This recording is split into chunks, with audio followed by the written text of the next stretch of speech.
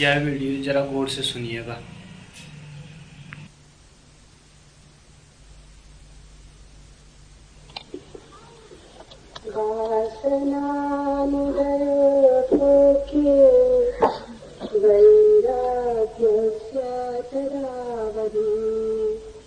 अहं भावात्तया भावो बोधस्य परमावधि लीनवृत्तेनुपत्ये मर्यादा करते स्थितः स्थितप्रज्ञो यतीशय यः सदा नश्यते ब्रह्मण्येव विलीनात्मा निर्विकारो विनिष्क्रियः ब्रह्मात्मनोऽधीत रेतभावागवाहिनी निर्विकल्पस्य चिन्मात्रा वृत्ति प्रकृति कथ्यते सा सर्वदा भवेद्यस्य स जीवन्मुक्तैष्यते देहेन्द्रियम् अहं भाव इदं भावस्तदन्यते यद्यतो भरत क्वापि स जीवन्मुक्तैष्यते।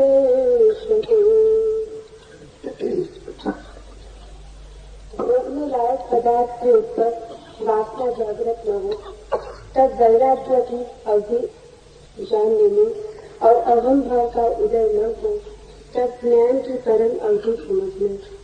इस प्रकार लय को प्राप्त हुई वृत्तियां फिर से उत्पन्न न हो वह उपरति की अवधि है। ऐसा सीधा तज्ञ सदा आनंद को पाता है जिसका मन ब्रह्म में ही लीन हुआ हो वो निर्विकार और निष्क्रिय होता है। ब्रह्म और आत्मा जीव शोधा हुआ और दोनों के एकत्व में लीन हुई वृत्ति विकल्प रहित और मात्र चैतन्य रूप बनती है तब वे प्रज्ञा कहलाती है। ये प्रज्ञा में जिसमें सर्वदा होती है वो जीवन मुक्त कहलाता है। देह तथा इंद्रियों पर जिसको अहम भाव न हो और इनके सिवाय अन्य पदार्थों पर यह मेरा है ऐसा भाव जिसको न हो वो जीवन मुक्त कहलाता है।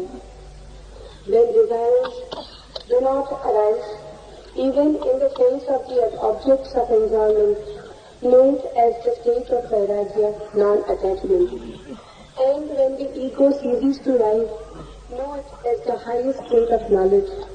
When the modes that have become extinct do not arise again, the state is known as one of the indifference.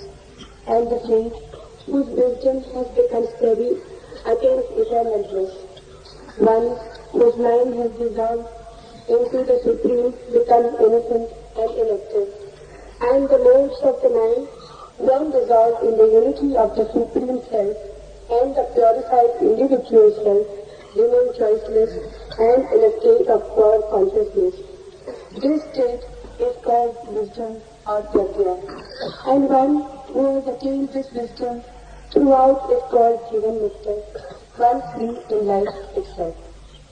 One who has no egoistic feeling in respect of his body and the senses, and besides, has ceased to think in terms of me and mine in respect to other objects, is called a Jivan Mukta.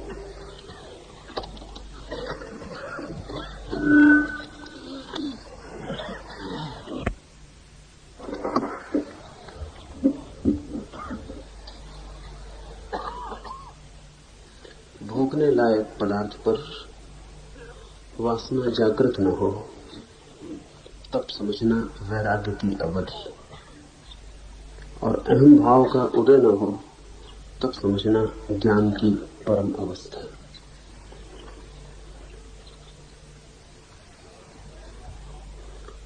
वैराग्य से साधारणतः लोग समझते हैं विराग। राग है, उसके विपरीत विराग है। राग का अर्थ है वस्तुओं को देखकर भोगने की आकांक्षा का जगना।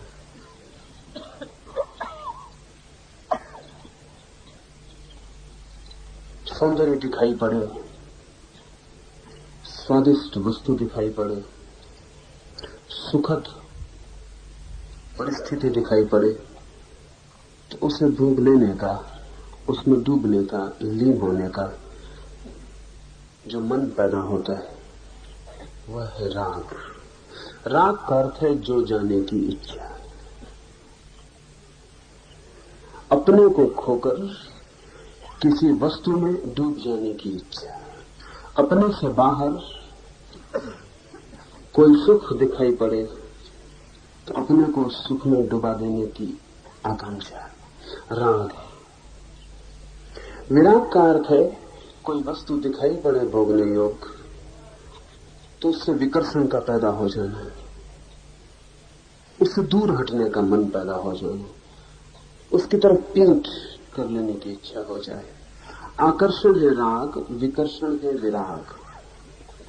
भाषा की दृष्टि से जिसकी तरफ जाने का मन हो वो है राग, और जिससे दूर हटने का मन हो वो है विराग। विराग का अर्थ हुआ विपरीत राग। एक में खिंचते हैं पास, दूसरे में हटते हैं दूर। विराग राग से पूरी तरह मुक्ति नहीं है, उल्टा राग है। कोई धन की तरफ पागल है, धन मिल जाए तो सोचता है सब मिल गया, कोई सोचता है धन छोड़ दूं तो सब मिल गया। लेकिन दोनों की दृष्टि धन पर है। कोई सोचता है पुरुष में सुख है, स्त्री में सुख है, कोई सोचता है स्त्री पुरुष के त्याग में सुख है, बाकी दोनों का केंद्र स्त्री या पुरुष का होना है। कोई सोचता है संसार ही स्वर्ग है और कोई सोचता है संसार नरक है, लेकिन दोनों का ध्यान संसार पर। भाषा की दृष्टि से विराग राग का उल्टा रूप है, लेकिन अध्यात्म के खोजी के लिए वैराग्य राग का उल्टा रूप नहीं, राग का अभाव। इस फर्क को ठीक से समझ लें।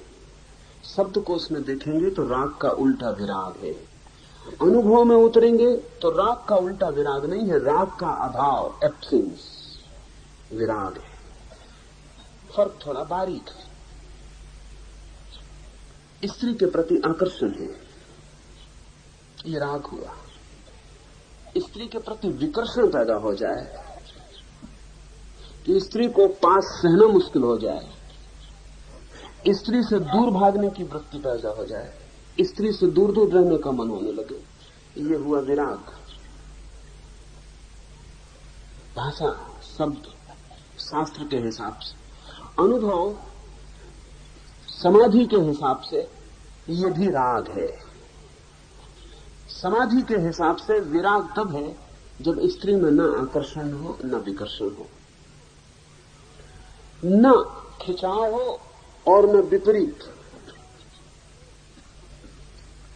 स्त्री का होना और न होना बराबर हो जाए, पुरुष का होना न होना बराबर हो जाए, गरीबी और समृद्धि बराबर हो जाए, चुनाव न रहे, अपना कोई आग्रह न रहे कि ये मिलेगा तो स्वर्ग, ये छूटेगा तो स्वर्ग। बाहर के मिलने और छूटने से कोई संबंध ही न रह जाए सुख का, सुख अपना ही हो जाए, बाहर कोई मिले न मिले, ये दोनों बातें गौण, ये दोनों बातें व्यर्थ हो जाए, तब वैराग्य।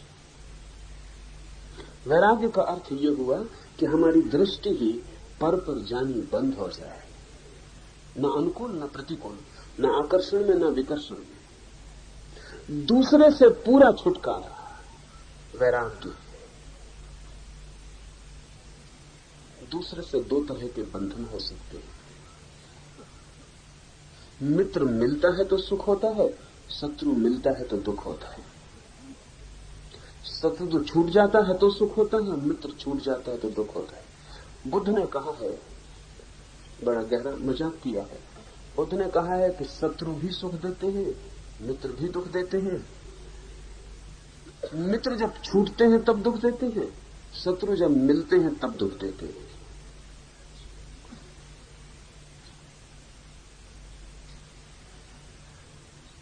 फर्क क्या है? लेकिन शत्रु से भी हमारा लगाव रहता है, मित्र से भी लगाव रहता है। शत्रु मर जाए आपका तो भी आपके भीतर कुछ टूट जाता है, खाली हो जाती है जगह। कई बार तो मित्र से भी ज्यादा खाली जगह हो जाती शत्रु के मरने से, क्योंकि उससे भी एक राग था, उल्टा राग था। उसके होने से भी आप जुड़े थे, मित्र से भी जुड़े हैं, शत्रु से भी जुड़े हैं। तो जिन चीजों से आपका विरोध हो गया है उनसे भी संबंध है।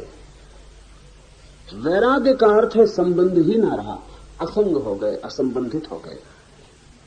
तो वैराग्य की परम अवधि की परिभाषा की है इस सूत्र में कि भोगने लायक पदार्थ के ऊपर वासना जागृत न हो। भाषा में, शब्द में जो विराग का अर्थ है, उसका अर्थ है भोगने लायक पदार्थ को छोड़ के चले जाना। वैराग्य का अर्थ है भोगने लायक पदार्थ हो, मौजूद हो, निकट हो, तो भी उसके भोगने की आकांक्षा न जगने। भोग भी रहे हो तो भी भोग की आकांक्षा न जगने। जनक रह रहे हैं अपने महल में, सब कुछ वहां है, भोगने योग्य, लेकिन भोगने की वासना नहीं। आप जंगल भाग जाएं, कुछ भी नहीं है भोगने योग्य वहां, लेकिन भोगने की वासना सपने बनेगी, वृत्तियां उठाएगी, मन दौड़ दौड़ के वहां जाएगा जहां भोगने योग्य पदार्थ होंगे। तो भोगने योग्य पदार्थ की उपस्थिति या गैर उपस्थिति का सवाल नहीं, वासना का सवाल है। और ये बड़े मजे की बात है कि जहां पदार्थ ना हो वहां वासना ज्यादा प्रखर रूप से मालूम पड़ती, जहां पदार्थ हो वहां उतनी प्रखर मालूम नहीं पड़ती। अभाव में और भी ज्यादा खटक पैदा हो जाती। ये सूत्र कहता है कि जो आदमी सब छोड़ के चला आया हो, सब छोड़ दिया हो उसने, ये भी वैराग्य की परम अवधि नहीं है, ये भी वैराग्य का चरम रूप नहीं है। क्योंकि हो सकता है राग भीतर रहा हो, यह भी हो सकता है कि छोड़ के भागना राग का ही एक अंग रहा हो। तो परम परिभाषा क्या होगी? सब भोगने योग्य मौजूद हो और भीतर भोगने की वासना ना हो। कौन तय करेगा? ये व्यक्ति को स्वयं ही निर्णय करना है, दूसरों के निर्णय की बात नहीं। आप अपने निर्णायक हैं। भीतर वासना न जगती हो, भोगने योग्य पदार्थ मौजूद हो और भीतर कोई वासना न दौड़ती हो, पक्ष में या विपक्ष में, इधर या उधर, मन भागता ही न हो, आप डमाडोल न होते हो, आप वैसे ही हो जैसे बाहर कुछ भी नहीं है। पदार्थ हो बाहर और भीतर प्रतिबिंब किसी तरह का रस या विरस पैदा न करता हो, तो वैराग्य की अवधि।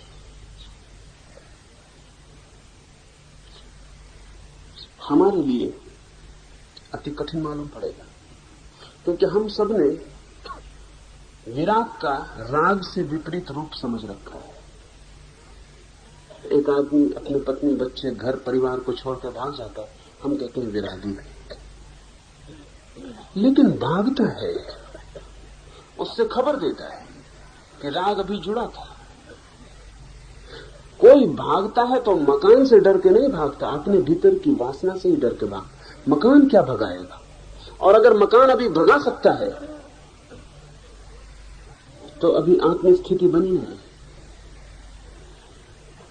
एक आदमी खोज रहा है मकान बड़े और मकान उसे भगा रहा है, दौड़ा रहा है, और एक आदमी मकान से डर के जंगलों में भाग रहा है, मकान उसे भी दौड़ा रहा है। पीठ मकान की तरफ है, लेकिन जुड़ा मकान से ही। न एक आदमी को वस्तुएं भगाना बंद कर देती हैं, दौड़ाना बंद कर देती हैं। वस्तुओं का कोई भी चुनौती आदमी के ऊपर नहीं रह जाती, वो वस्तुओं की चुनौती ही स्वीकार नहीं करता है। तब तो वैराग्य का अर्थ हुआ आत्म स्थिति, अपने में ठहर गया जो। हम में से कोई भी अपने में ठहरा हुआ नहीं है। पुरानी कहानियां हैं, बच्चों की कहानियों में अभी भी उस तरह की घटना घटती कि कोई राजा है, उसके प्राण किसी तोते में बंद। राजा को मारो, मरेगा नहीं जब तक कि तोते को ना मार दो। तो प्राण तोते में छिपा रखे हैं, जब तक तोता बचा है राजा बचा रहेगा। ये कहानी नहीं है सिर्फ, हम सबके भी प्राण कहीं और बंद हैं। आपकी तिजोरी में हो सकते हैं आपके प्राण बंद हो, तोते में ना हो। तिजोरी चली जाए। 1930 में 31 में अमेरिका में वॉल स्ट्रीट के अमेरिका के बड़े बड़े करोड़पतियों में से कई ने आत्महत्या कर ली एकदम से, क्योंकि अमेरिका में ह्रास हुआ मुद्रा का, इतना तीव्रता से हुआ कि सटोरिये और बड़े करोड़पति एकदम दीनहीन हो गए, उनके बैंक बैलेंस एकदम खाली हो गए। तो 50 मंजिल से 60 मंजिल से कूद कर उन्होंने तत्काल आत्महत्या कर ली। क्या हुआ इन व्यक्तियों को? क्या घटना घटी कि अचानक इनको मरने के सिवा कोई रास्ता न सूझा? इनके प्राण तिजोरियों में बंद थे। तिजोरी में प्राण थे, तिजोरी मर गई, ये मर गए। ये जो कूदना था कुछ और नहीं हुआ था, दुनिया सब वैसी थी, लेकिन बैंक में कुछ आंकड़े खो गए। आंकड़े किसी के नाम पर 10 के आंकड़े थे, वो 2 के रह गए। जहां बड़ी लंबी कतार थी आंकड़ों की, वहां शून्य हो गया। ये सब बैंक में हुआ, ये सब कागज पर हुआ, पर इनके प्राण वहां बंद थे। वही इनका प्राण था। इनको मार डालते ये न मरते, तिजोरी खाली हो गई, ये मर गए। किसी का किसी से प्रेम है, प्रेमी मर जाए, प्राण निकल गए। हम सब अगर अपनी खोज करें तो हमारे प्राण कहीं ना कहीं किन्हीं ना किन्हीं तोतों में बंद है। जब तक आपके प्राण कहीं और बंद हैं, तब तक आप आत्मस्थित नहीं हैं। आपके प्राण वहां नहीं है जहां होने चाहिए, आपके भीतर होने चाहिए, वहां नहीं, कहीं और। ये कहीं और होना बहुत तरह का हो सकता है। एक आदमी सोचता है कि उसकी आत्मा उसका शरीर, तो ये भी कहीं और है। कल ये बूढ़ा होने लगेगा तो पीड़ित होगा, दुखी होगा, क्योंकि शरीर दिनहीन होने लगा, झुर्रियां पड़ने लगी, कुरूप होने लगा, रुग्ण, जीर्ण। ये मरने के पहले मरा हुआ अनुभव करेगा, क्योंकि इसने जिस जवान शरीर में अपने प्राण रखे थे वो जा रहा है।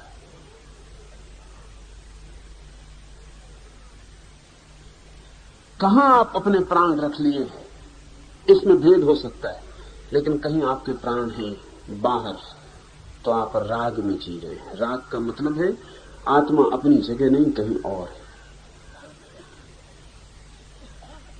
फिर इसके उल्टे भी आप भाग सकते हैं, लेकिन आत्मा कहीं और है। आत्मा अपने भीतर है, मैं अपने में ठहरा हुआ हूं।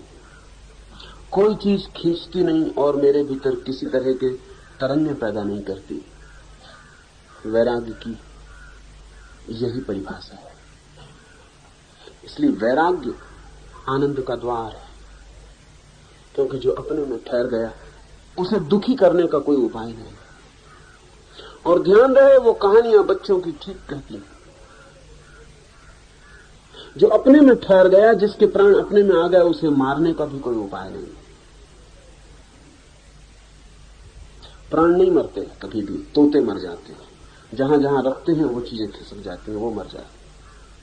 इसलिए खुद आदमी अपने को मरा हुआ अनुभव करता है। आत्मा तो अमृत है, लेकिन हम उसे मृत वस्तुओं के साथ जोड़ देते हैं। वो मृत वस्तुएं आज नहीं कल बिखरेंगी, वो उनका स्वभाव है। जब वो बिखरेंगी तब ये भ्रम पैदा होगा कि मैं भी मर गया।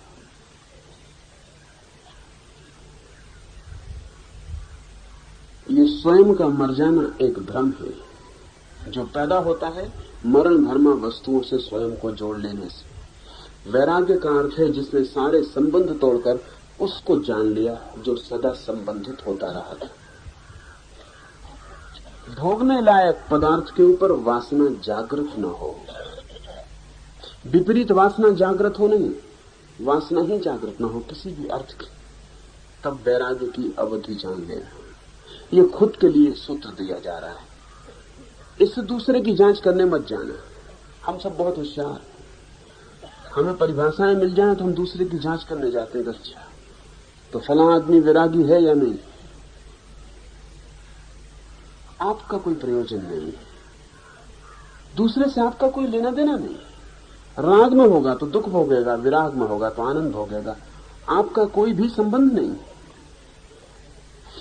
लेकिन हम इतने कुशल हैं स्वयं के साथ धोखा करने में कि अगर हमारे हाथ में कोई परिभाषा, कोई कसौटी लगे तो हम दूसरों को कसने निकल जाते हैं, खुद को कसने की फिक्र नहीं करते।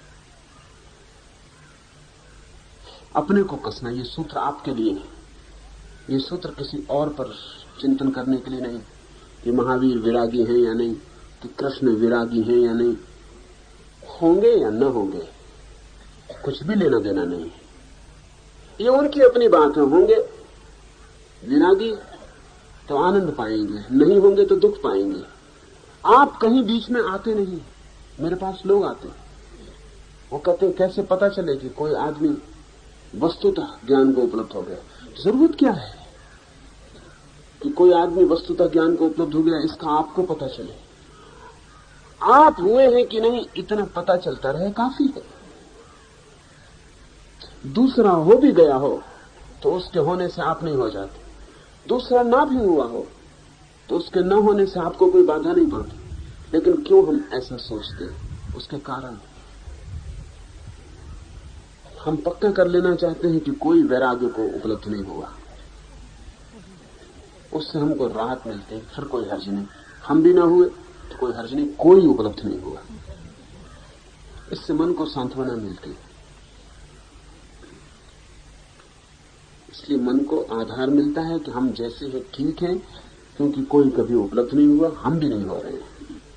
इसलिए हमारा मन कभी मानने का नहीं करता कि कोई वैराग्य को उपलब्ध हुआ। हम खोजते हैं तरकीब पे, पता चल जाए कि नहीं हुआ। अगर कोई वैराग्य को उपलब्ध हुआ है तो हमें अड़चन होती है भीतरी। वो अड़चन ये है कि कोई और हो गया उपलब्ध तो मैं भी हो सकता हूं, लेकिन हो नहीं पा रहा, इससे ग्लानि पैदा होती। इसलिए दुनिया में कोई भी आदमी दूसरे का ठीक होना स्वीकार नहीं करता। दूसरे से कोई मतलब नहीं है, दूसरे के ठीक होना स्वीकार न करने से अपनी बुराई को स्वीकार करने में आसानी होती है। अगर सारी दुनिया चोर है तो आपको चोर होने में कोई आत्मग्लानि नहीं होती। अगर सारी दुनिया बुरी है तो आपका बुरा होना भी सहज मालूम पड़ता है। अगर सारी दुनिया भली है तो फिर आपका बुरा होना आपको कांटे की तरह गड़ने लगता है। फिर एक आत्मदंश शुरू होता है, गिलानी पैदा होती है, अपराध मालूम पड़ता है और लगता है कि जो होना चाहिए वो नहीं हो पा रहा है, और आपके जीवन में बेचैनी पैदा होती। वो बेचैनी पैदा ना हो, हम नींद में गहरे सोए रहें, इसलिए हम कभी दूसरे में भला नहीं देखते। अगर कोई आके कहे कि फलां आदमी वैराग्य को उपलब्ध हुआ, आप कहेंगे नहीं, वैराग्य को उपलब्ध नहीं हुआ। आप 25 आधार खोज लेंगे कि नहीं हुआ। ये हमारे मन के गहरे जाल का एक हिस्सा है, इसके प्रति सावधान होना जरूरी है। दूसरे से कोई प्रयोजन नहीं है।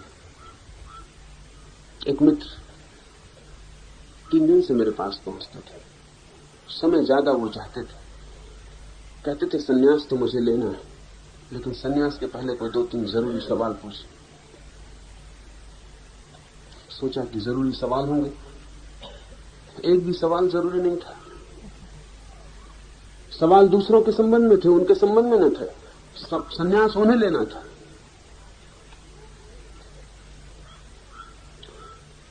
सवाल दूसरे के संबंध में थे कि क्या कृष्ण वस्तुतः ज्ञान को उपलब्ध हुए।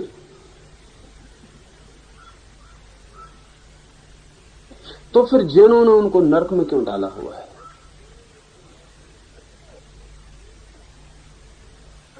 जैनों ने कृष्ण को नरक में डाला हुआ है अपने शास्त्रों में,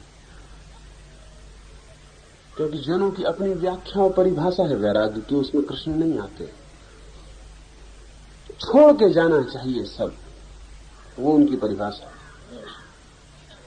और कृष्ण तो कुछ छोड़ के गए नहीं, इसलिए अड़चन है।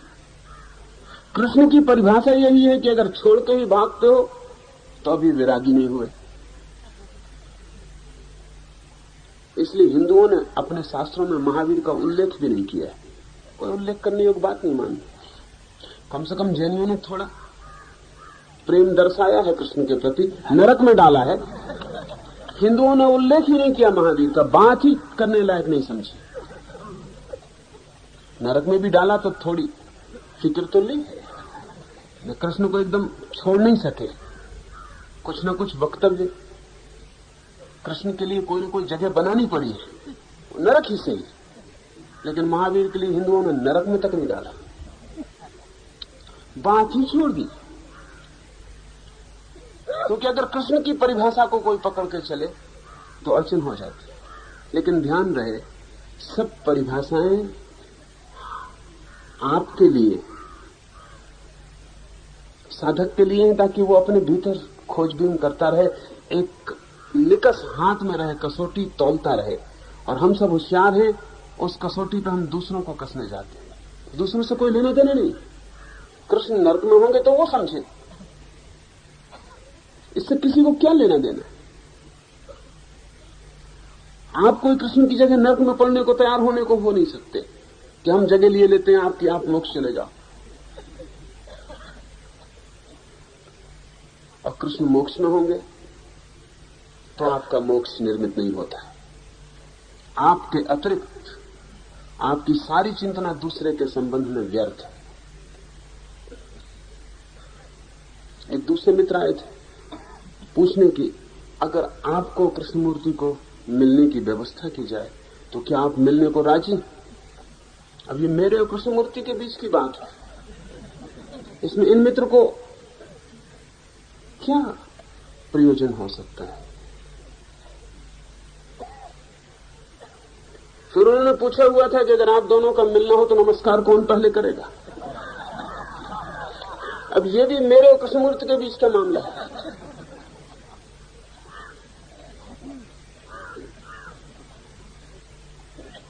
चित्त दूसरों के चिंतन में लगा है,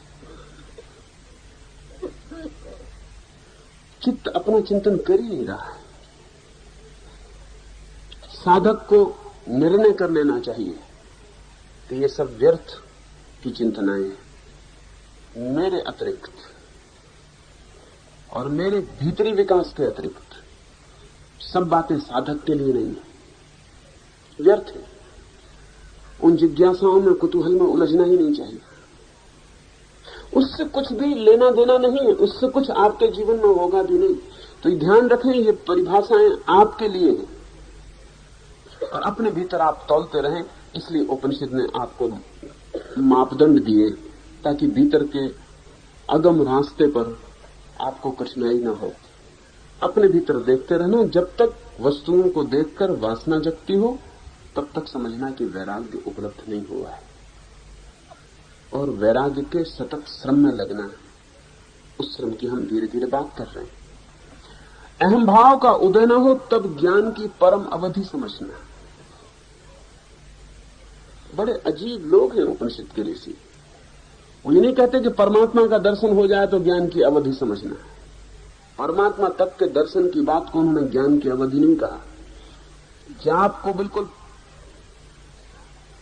सब आपके चक्र खुल जाएं और कुंडली जागृत हो जाए और सहस्त्र दल कमल खिल जाए तो ज्ञान की परम अवधि समझना नहीं। क्या आप सातों स्वर्ग चढ़ जाएं और न मालूम कितने हिसाब जारी हैं कि सारे 14 खंडों की यात्रा पूरी हो जाए और सच खंड में प्रवेश हो जाए, तो भी उपनिषद कहते हैं कि इस सब से कोई मतलब नहीं है। कसौटी की बात एक है कि अहम भाव का उदय न हो। कुंडलनी से भी अहम भाव का उदय होता है। साधक को लगता है कि हमारी कुंडलनी जागृत हो, अब हम कोई साधारण आदमी नहीं। किसी को लगता है कि हमारा आज्ञा चक्र जग गया, ज्योति के दर्शन होने लगे, हम कोई साधारण आदमी नहीं। किसी को लगता है कि हृदय में नील मणि प्रकट हो गई, नीली ज्योति दिखाई पड़ने लगी, अब हम मुक्त हो गए, अब हमारे लिए कोई संसार नहीं। ध्यान रहे, जिस चीज से भी मैं निर्मित होता हो वो अज्ञान का ही हिस्सा है, चाहे नाम आप कुछ भी देते चले जाएं। उपनिषद कहते हैं अहम भाव जब तक पैदा हो, कारण कोई भी हो, जब तक ऐसा लगे कि मैं कुछ हो गया, तब तक जानना कि अभिज्ञान पका नहीं, अभिज्ञान में फूल नहीं खिले, अभिज्ञान का विस्फोट नहीं हुआ। एक ही सूत्र दिया है कि अहम भाव पैदा न हो। तो यह भी हो सकता है कि दुकान पे बैठा हुआ आदमी न जिसकी कुंडलनी जगी हो और न जिसने नील ज्योति देखी हो और न सचखंडों की यात्रा की हो, कुछ भी न किया हो, सीधा दुकान पर बैठकर अपना काम कर रहा हो, लेकिन अहम भाव न जगता हो, तो वो भी ज्ञान की परम अवधि को पहुंच गया। और बड़ा योगी हो और हिमालय के ऊंचे शिखर पर खड़ा हो, और जितना हिमालय का ऊंचा शिखर हो उतनी भीतर अहंकार का भी शिखर हो, और सोचता हो कि मैं पहुंच गया और कोई नहीं पहुंचा, सोचता हो मैंने पा लिया और किसी ने नहीं पाया, तो समझना कि अभी ज्ञान की घटना नहीं घटी। एक ही कसौटी है कि ऐसी घड़ी आ जाए भीतर कि कोई भी चीज अहम भाव को निर्मित न करती हो, कुछ भी होता रहे, खुद परमात्मा सामने आके खड़ा हो जाए, तो भी ये भाव पैदा न हो कि अहो भाग्य मेरे, पा लिया परमात्मा को, ये परमात्मा सामने खड़े, दर्शन हो रहा है।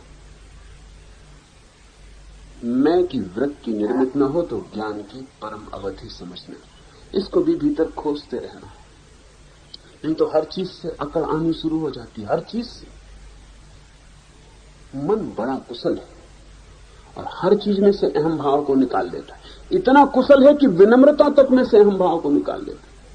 तो एक आदमी कहने लगता है कि मुझसे ज्यादा विनम्र और कोई भी नहीं।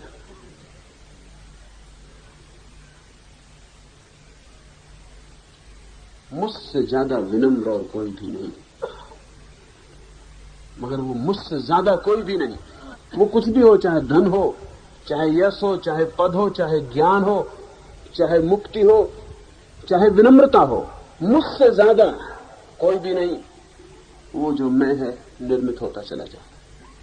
तो भीतर जांचते रहना, खोजते रहना, नहीं तो आध्यात्मिक तलाश भी सांसारिक तलाश हो जाती। आध्यात्मिक और सांसारिक खोज में वस्तुओं का भेद नहीं है। आध्यात्मिक और सांसारिक खोज में अहंकार का भेद है। एक आदमी संसार में धन के ढेर लगा लेता तो अहंकार मजबूत होता। एक दूसरा आदमी सारे धन का त्याग कर देता है और त्याग से अहंकार को मजबूत कर लेता। दोनों की यात्रा सांसारिक है। आध्यात्मिक यात्रा तो शुरू होती है अहंकार के विसर्जन से। एक ही त्याग है करने जैसा, और वो मैं का त्याग है। बाकी सब त्याग फिजूल है, क्योंकि उन त्याग से भी मैं भर लेता है। कल एक सज्जन मुझे मिलने आए थे। वो कहते हैं कि 14 साल से मैंने अन्न नहीं लिया, और उनकी अकड़ देखने लायक थी। अन्न लेने से भी इतनी अकड़ पैदा नहीं होती जितनी उनको अन्न न लेने से पैदा होती। तो ये अन्न का न लेना तो जहर हो गया। उनकी अकड़ ही और थी। 14 साल से अन्न नहीं लिया, होने ही वाली है। अब किस पे कृपा की है आपने अन्न नहीं लिया था? न ले, लेकिन इसको वो बताते फिर रहे कि 14 साल से अन्न नहीं लिया। अब यही अहंकार बन रहा है। अन्न से भी अहंकार इतना नहीं भरता, ये नानन से भरा जा रहा है। मेरे पास लोग आते हैं, वो कहते हैं कि हम दूध ही ले रहे हैं वर्षों से। दूध उनके लिए जहर मालूम हो रहा है। वो जमीन पे नहीं चल रहे क्योंकि वो दूध ले रहे हैं। क्या फर्क कर रहे हैं आप? कौन सी बड़ी क्रांति हुई जा रही है कि दूध ले रहे हैं? मगर उसका कारण है क्योंकि उन्हें लगता है वो कुछ विशेष कर रहे हैं जो दूसरे नहीं कर रहे। बस जहां विशेष का ख्याल आया, अहंकार निर्मित होना शुरू हो जाता।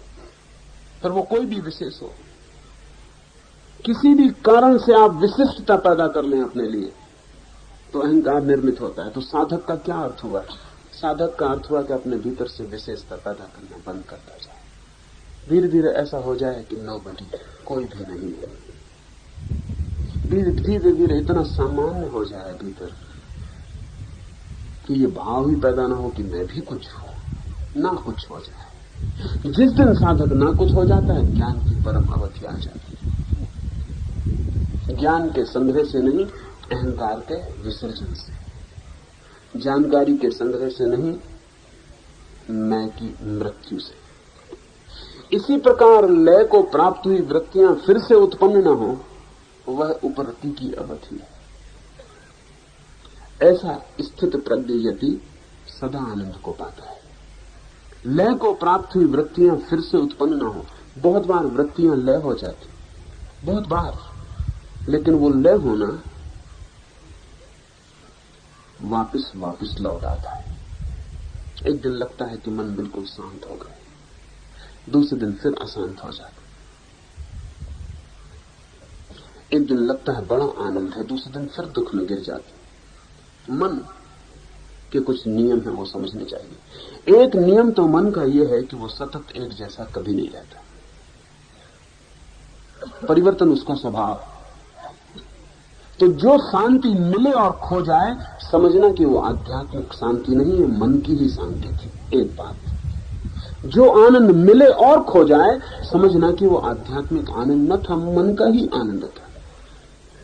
जो भी बने और बिखर जाए, वो मन का है। जो आए और चला जाए, वो मन का है।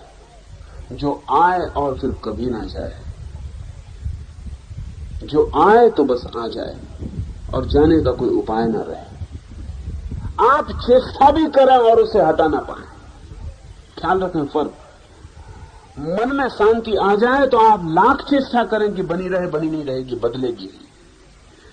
और आत्मिक शांति आ जाए तो आप लाख चेष्टा करें उसे नष्ट करने का, तो भी आप नष्ट नहीं कर सकते, वो बनी ही रहेगी। मन में प्रयास से भी सातत्य नहीं रह सकता, और आत्मा में प्रयास से भी सातत्य तोड़ा नहीं जा सकता। तो जो वृत्तियां उठनी बंद हो जाएं, जल्दी मत करना, ये मत सोच लेना कि पहुंच गए। प्रतीक्षा करना कि वो दोबारा तो नहीं उठती। अगर दोबारा उठती हैं तो समझना कि क्रम अभी मन के तल पर ही चल रहा है। और मन की शांति का क्या मूल्य है? वो तो आएगी और चली जाएगी और फिर अशांति आ जाएगी। मन में तो प्रतिपल विपरीत की तरफ गति होती रहती है। जब आप अशांत होते हैं तो मन शांति की तरफ गति करता है, और जब शांत होते हैं तो अशांति की तरफ गति करता है। मन द्वंद्व है, इसलिए विपरीत हमेशा मौजूद रहेगा और गति करता रहेगा। कैसे अनुभव करेंगे कि जो हो रहा है वो मन का है? अगर मन शांत हो तो एक बुनियादी ख्याल रखना, जब मन शांत हो, जब मन ही शांत हो और भीतर के तल पर शांति न पहुंची हो, तो शांत होते ही एक वासना पैदा हो जाएगी कि ये शांति बनी रहे, मिट ना जाए। अगर ये वासना पैदा हो तो समझना कि ये मन का मामला है, क्योंकि मिटने का डर मन में ही होता है। शांति आ जाए और ये डर ना आए कि मिट तो नहीं जाएगी, तो समझना कि ये मन की नहीं है।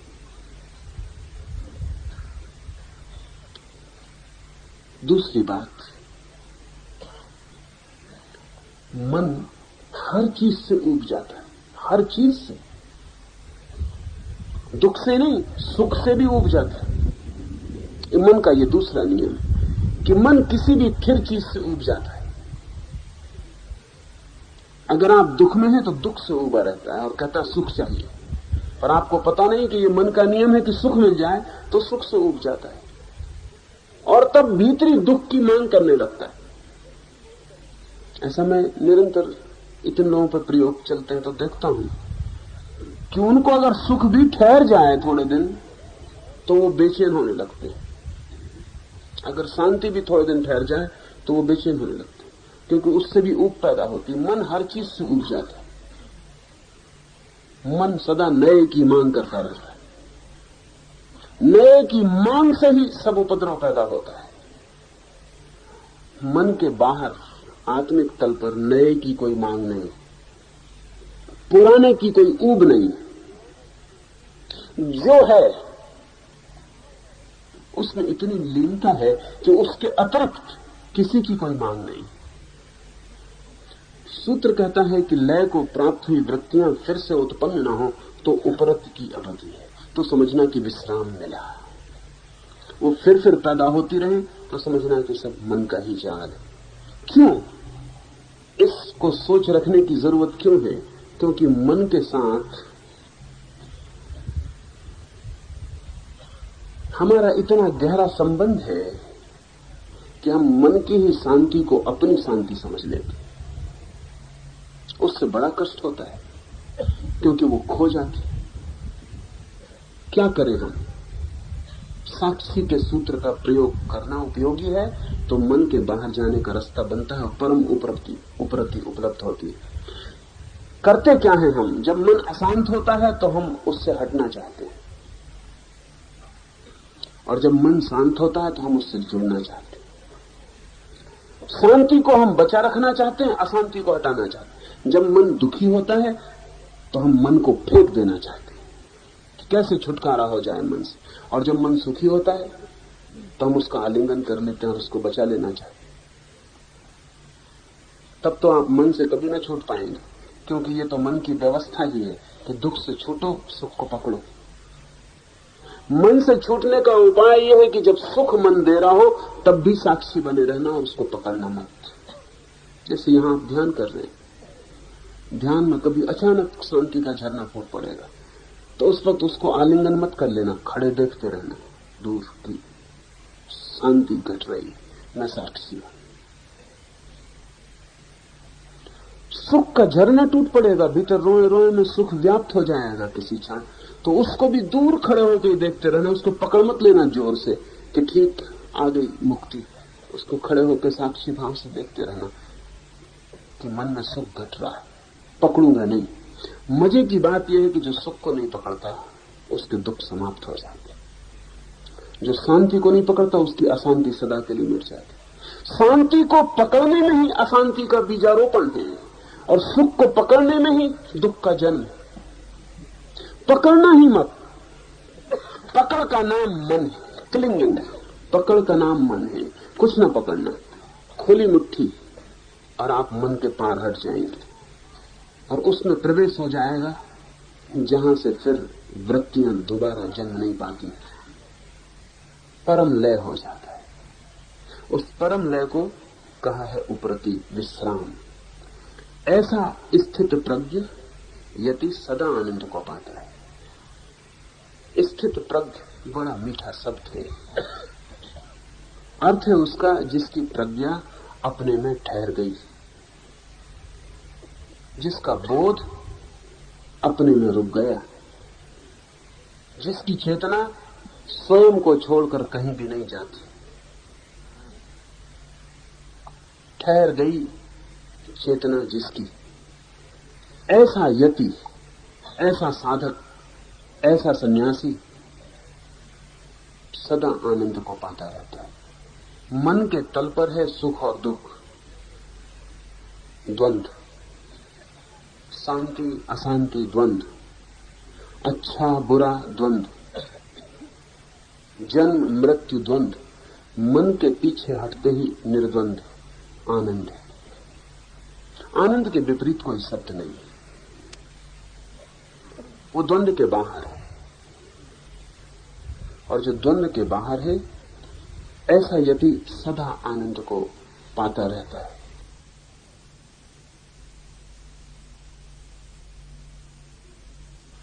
हमारी बड़ी तकलीफ है, हमारी तकलीफ है कि आनंद तो हम भी पाना चाहते हैं, और इस तरह की बातें सुन के हमारा लोभ जगता है कि अगर आनंद सदा मिले तो फिर हम भी पाना चाहते हैं। कोई रास्ता बता दे तो सदा आनंद को हम भी पा लें। लेकिन ध्यान रखना, ये जो परिभाषा है ये केवल स्थिति सूचक है। अगर इससे वासना का जन्म होता है तो आप इस स्थिति को कभी ना पाएंगे। इसका फर्क ठीक से समझ लीजिए। एक मित्र मेरे पास आए,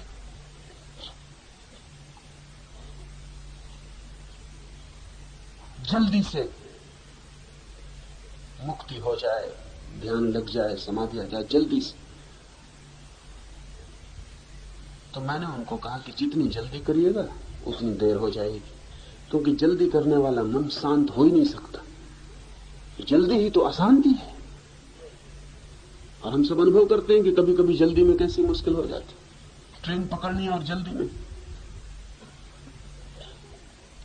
तो जो काम 2 मिनट में हो सकता था वो 5 मिनट लेता है। कोट के बटन उल्टे लग जाते हैं, फिर खोलो फिर लगाओ, चश्मा हाथ में उठाते हैं छूट जाता है, टूट जाता है। चाबी बंद कर रहे हैं सूटकेस की, चाबी ताले में नहीं जाती।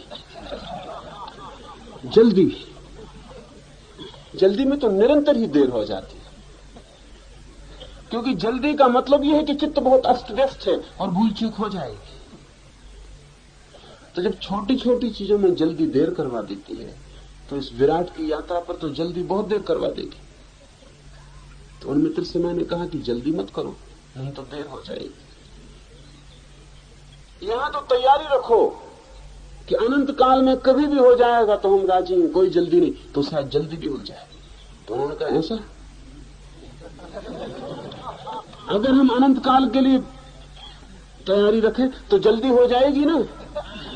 यहां मन देखिए, वो तैयार है इसके लिए भी, लेकिन जल्दी के लिए ही ये भी उपयोग कर रहे हैं। अब इनको कैसे समझाया जाए?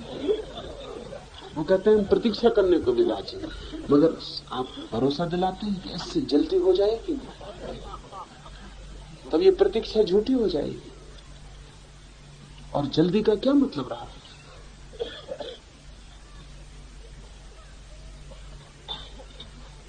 प्रतीक्षा अगर आप अनंत करेंगे तो जल्दी परिणाम है, आप जल्दी की वासना नहीं बना सकते।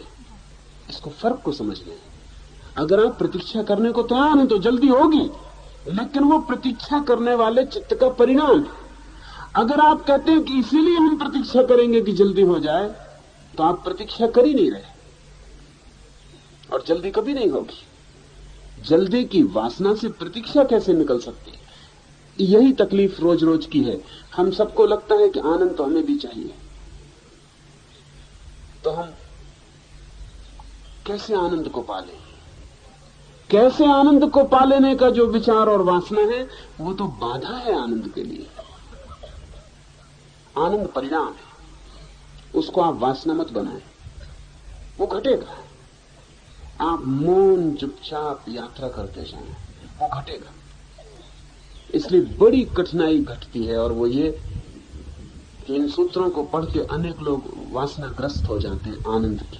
न मालूम कितने लोग सदियों से इस तरह के सूत्रों को पढ़ के वासना से भर जाते। और ये सूत्र जो है वासना मुक्ति के लिए, और नई वासना पकड़ लेती कि कैसे मिले आनंद, कैसे हो जाए स्थित प्रज्ञ, कैसे आ जाए उपरति, कैसे आ जाए वैराग्य। इस वासना से भर जाते और तब वो दौड़ते रहते हैं जन्मों जन्मों, और कभी ये घटना नहीं घटती उनके जीवन में। तब उन्हें संदेह होने लगता है कि कहीं ये सब बातें झूठी तो नहीं है, क्योंकि कहा तो था कि आनंद आ जाएगा, वो अभी तक नहीं आया। इस संदर्भ में आपको एक बात बता दूं, रोज हम दुनिया को अधार्मिक होते हुए देखते हैं। रोज लोग ज्यादा से ज्यादा अधार्मिक होते चले जाते हैं और उनकी निष्ठा धर्म पर कम होती चली जाती। कारण आपको पता है? कारण इस सूत्र में है। आप में से हर एक ने आनंद की, मोक्ष की, परमात्मा की कई जन्मों में वासना कर ली, और आनंद नहीं मिला, मोक्ष नहीं मिला, परमात्मा नहीं मिला। उसका जो परिणाम होना था वो हो गया है। वो परिणाम ये हुआ है कि अब आपको लगता है कि कोई मिलने वाली चीजें ही नहीं, आपकी वासना निष्फल चली गई। इन सूत्रों पर से भरोसा उठ गया है। 10,000 साल से ये सूत्र आदमी को पता है। इस 10,000 साल में सभी लोगों ने करीब करीब, कोई बुद्ध के पास, कोई कृष्ण के पास, कोई क्राइस्ट के पास, कोई मोहम्मद के पास, सभी लोगों ने करीब करीब इस पृथ्वी पर ये आनंद की वासना कर ली, इसके लिए प्रयास कर लिए। कभी ध्यान किया, कभी योग किया, कभी तंत्र साधा, कभी मंत्र साधा, सब कर चुके हैं, जब मैं लोगों को उनके भीतरी तल पर देखता हूं तो मुझे ऐसा आदमी अब तक नहीं मिला जो किसी न किसी जन्म में कुछ न कुछ न कर चुका हो। हर आदमी किसी न किसी जन्म में साधना के पथ पर चल चुका है, लेकिन वासनाग्रस्त होकर।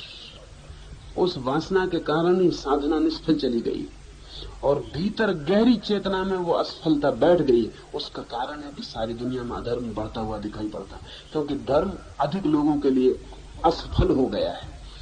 आपको याद भी नहीं, लेकिन आप धर्म को असफल कर चुके हैं अपने भीतर, और कारण आप हैं, क्योंकि आपने जिसकी वासना नहीं की जा सकती उसकी वासना करके भूल कर दी। ये परिणाम है।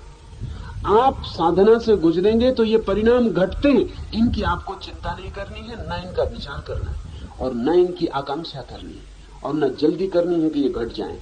उस जल्दी से ही सब विपरीत हो जाता है। दुनिया में अधर्म तब तक बढ़ता ही चला जाएगा जब तक हम धर्म की भी वासना करते हैं। और आप कोई नए नहीं, इस जमीन पर कोई भी नया नहीं।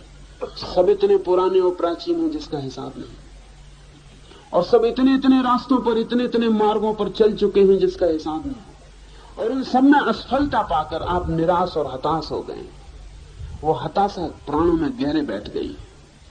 उस हताशा को तोड़ना ही आज सबसे बड़ी कठिनाई की बात हो गई। और अगर कोई तोड़ना चाहे तो एक ही उपाय दिखता है कि फिर आपकी वासना को कोई जोर से जगाए और कहे कि इससे ये हो जाएगा, तभी आप थोड़ा हिम्मत जुटाते। लेकिन वही वासना का जगाना ही तो सारे उपद्रव की जड़ है। बुद्ध ने एक अनूठा प्रयोग किया था, और बुद्ध के समय में भी हालत यही थी जो आज हो गई है। ये हमेशा हो जाती है। और जब भी दुनिया में बुद्ध या महावीर जैसे लोग पैदा होते हैं तो उनके पीछे हजारों साल तक एक छाया का काल व्यतीत होता है। होगा ही। जब बुद्ध या कृष्ण जैसा कोई व्यक्ति पैदा होता है तो उसको देखकर, उसके एहसास में, उसके संपर्क में, उसकी हवा में हजारों लोग वासना से भर जाते हैं धर्म की। और उनको लगता है कि हो सकता है, भरोसा जगता है देखकर कि जब बुद्ध को हो सकता है तो हमें भी हो सकता है। और अगर इन्होंने भूल कर ली और इस होने को वासना बना लिया तो बुद्ध के बाद ये व्यक्ति हजारों साल तक उस वासना के कारण धीरे धीरे परेशान होकर अधार्मिक हो जाएंगे। शर्त समझ लें, आनंद उपलब्ध हो सकता है, लेकिन आप उसको लक्ष्य न बनाएं। वो लक्ष्य नहीं। परम शांति हो सकती है, लेकिन लक्ष्य न बनाएं, वो लक्ष्य नहीं।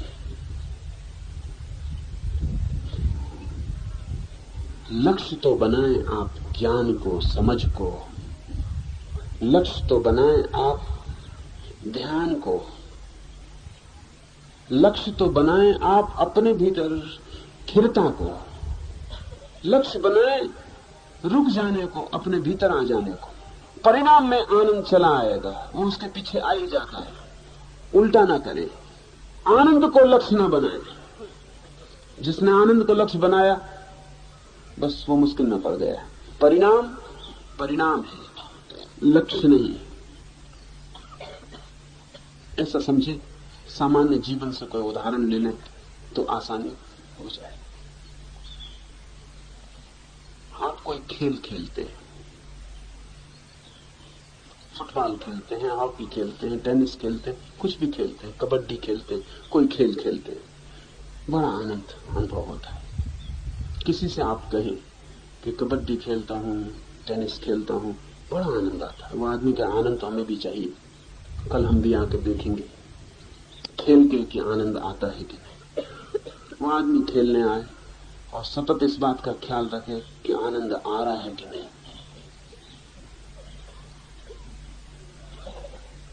तो आनंद आ रहा है कि नहीं, इस ख्याल की वजह से पहली तो बात है कि खेल में लीन नहीं हो पाएगा। खेल हो जाएगा गौण, आनंद हो जाएगा प्रमुख। हर बार जब वो तू करके कबड्डी में प्रवेश करेगा तो तू रह जाएगी गौण। भीतर खोजता रहेगा, अभी तक आनंद आया नहीं। तो ये आनंद आने रहा, ये क्या कर रहा हूं मैं, तो इससे क्या होने वाला है, अभी तक आनंद आया नहीं। खेल के बाद वो सिर्फ थकेगा और कहेगा कि कुछ आनंद वगैरह मिलता नहीं, ये क्या है। आनंद जो खेल में पाने जाएगा, खेल भी खराब हो जाएगा, आनंद तो मिलेगा नहीं। आनंद है बाई प्रोडक्ट। खेल में पूरे लीन हो जाए तो आनंद घटता है।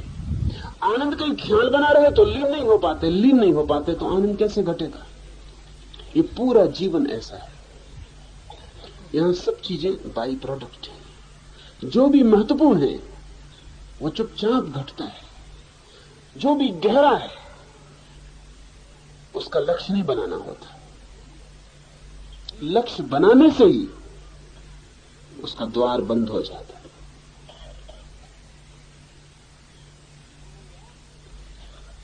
अनायास घटता है आनंद, आकस्मिक घटता है आनंद। सचेत कोई बैठा रहे तो वो सचेत बैठने में ही इतना तनाव हो जाता है कि द्वार बंद हो जाते हैं, दीवार बन जाती तनाव की, और आनंद नहीं घटता है। इस सूत्र पर ख्याल रखना, ये सूत्र खतरनाक है। ये सूत्र सभी शास्त्रों में, और जिन जिन ने उन शास्त्रों को पढ़ा है उनकी वासना जग गई और वो खोज में लगे हैं कि कैसे हत्या ले मोक्ष को। मोक्ष हत्याए नहीं जाते, लीन होकर मोक्ष मिलता है। कैसे पाले आनंद को, कैसे आनंद नहीं पाया जाता। कुछ करें जिसमें इतना डूब जाएं कि अपनी भी खबर ना रहे, आनंद की भी खबर ना रहे, और अचानक जाग कर पाया जाता है कि आनंद ही आनंद रह गया। आप जो खोजते थे, जो खोज कर नहीं मिलता था, वो मिल गया है। बुद्ध के जीवन में बड़ी साफ बात है। बुद्ध 6 साल तक कोशिश करते रहे, अथक, मिल जाए मोक्ष, मिल जाए शांति, मिल जाए सत्य, नहीं मिला। सब गुरुओं के चरणों को टटोलाए, गुरु भी उनसे थक गए, क्योंकि वो आदमी तलाशी थे, पक्के थे, छतरी की जिद थी कि खोज के रहूंगा। छतरी का अहंकार था कि ऐसी क्या चीज हो सकती है जो हो और न मिले, असंभव नहीं मानता है छतरी, वही छतरी का अर्थ है। तो जिन जिन गुरुओं के पास गए वो भी उनसे मुसीबत में पड़ गए, क्योंकि गुरु जो भी कहते बुद्ध तत्काल करके दिखा देते। कितनी कठिन हो, कितनी शीर्षासन करना पड़े, कितना धूप वर्षा में खड़ा रहना हो, कितना उपवास करना हो, जो भी कोई कहता पूरा करके बता देते और कुछ भी ना होता। गुरु भी थक गए, उन्होंने कहा हम भी क्या। गुरु साधारण शिष्य से नहीं थकता,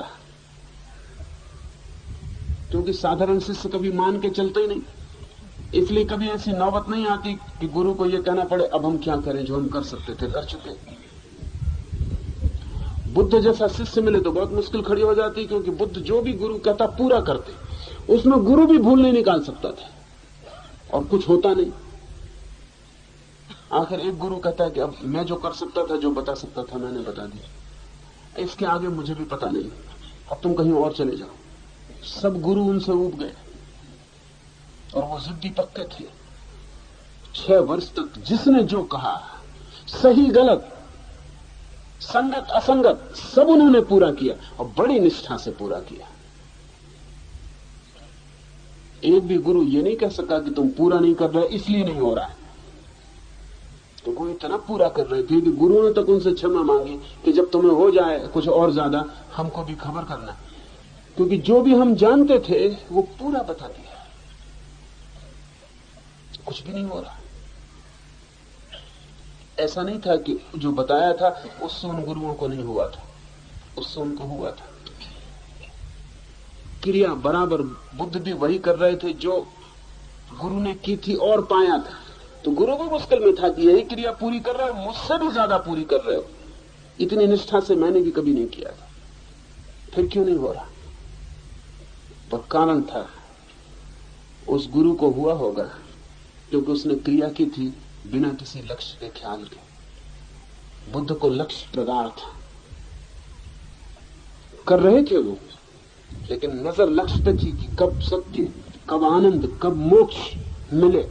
तो क्रिया पूरी कर देते थे, लेकिन वो जो लक्ष्य था वो बाधा बन रहा था।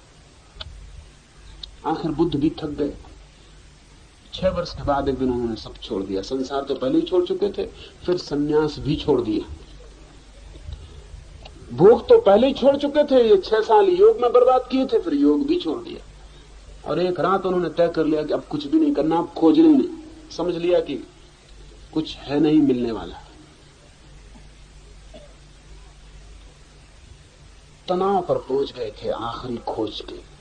श्रम प्रयास चरम हो गया था, छोड़ दिया। उस रात वृक्ष के नीचे सो गए। वो पहली रात थी अनेक अनेक जन्मों में जब बुद्ध ऐसे सोए कि सुबह करने को कुछ भी बाकी नहीं था। कुछ था ही नहीं बाकी करने को। राज्य छोड़ चुके थे, घर छोड़ चुके थे, संसार की सारी आयोजना छोड़ चुके थे। दूसरी योजना पकड़ी थी, वो भी व्यर्थ हो गई थी। अब कोई हाथ में था ही नहीं काम। सुबह कल उठे तो ठीक, न उठे तो ठीक। जन्म रहे तो बराबर, मृत्यु हो जाए तो बराबर। अब कोई अंतर नहीं था। कल सुबह करने को कुछ बचा ही नहीं था।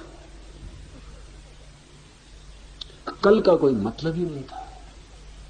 और जब कोई रात ऐसे सो जाता है कि जिस रात में सुबह की कोई योजना ना हो, तो समाधि घटित हो जाती, सुसुप्ति समाधि बन जाती। क्योंकि सुबह की कोई वासना ही न थी, कोई लक्ष्य शेष न रहा था, कुछ पाने को नहीं था, कहीं जाने को नहीं था। सुबह होगी तो क्या करेंगे, ये सवाल था। अब तक करना था, करना था, करना था, अब करना बिल्कुल नहीं था। बुद्ध रात ऐसे सोए कि सुबह उठेंगे तो क्या करेंगे। सूरज उगेगा, पक्षी गीत गाएंगे, मैं क्या करूंगा। शून्य था उत्तर। लक्ष्य जब नहीं होते भविष्य नष्ट हो जाता है। लक्ष्य जब नहीं होते समय व्यर्थ हो जाता है। लक्ष्य जब नहीं होते योजनाएं टूट जाती हैं, मन की यात्रा बंद हो जाती है। क्योंकि मन की यात्रा के लिए योजना चाहिए, मन की यात्रा के लिए लक्ष्य चाहिए, मन की यात्रा के लिए कुछ पाने का बिंदु चाहिए, मन की यात्रा के लिए भविष्य चाहिए, समय चाहिए। सब नष्ट हो गया। बुद्ध उस रात सो गए जैसे कोई आदमी जिंदा जी मर गया हो। जीते थे, मौत घट गई। सुबह 5 बजे आंख खुली तो बुद्ध ने कहा, मैंने आंख नहीं खोली। क्या करेंगे आंख खोल के? न कुछ देखने को बचा, न कुछ सुनने को बचा, न कुछ पाने को बचा। क्या करेंगे आंख खोल के? इसलिए बुद्ध ने कहा, मैंने आंख नहीं खोली, आंख खोली। थक गई बंद रहते रहते, रात भर बंद थी, विश्राम पूरा हो गया, पलक खुल गई। शून्य था भीतर। जब भविष्य नहीं होता, भीतर शून्य हो जाता। उस शून्य में बुद्ध ने रात का आखिरी तारा डूबता हुआ देखा।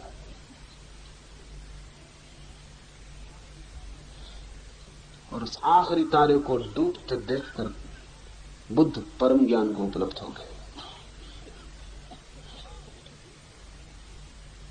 उस डूबते तारे के साथ बुद्ध का सब अतीत डूब गया।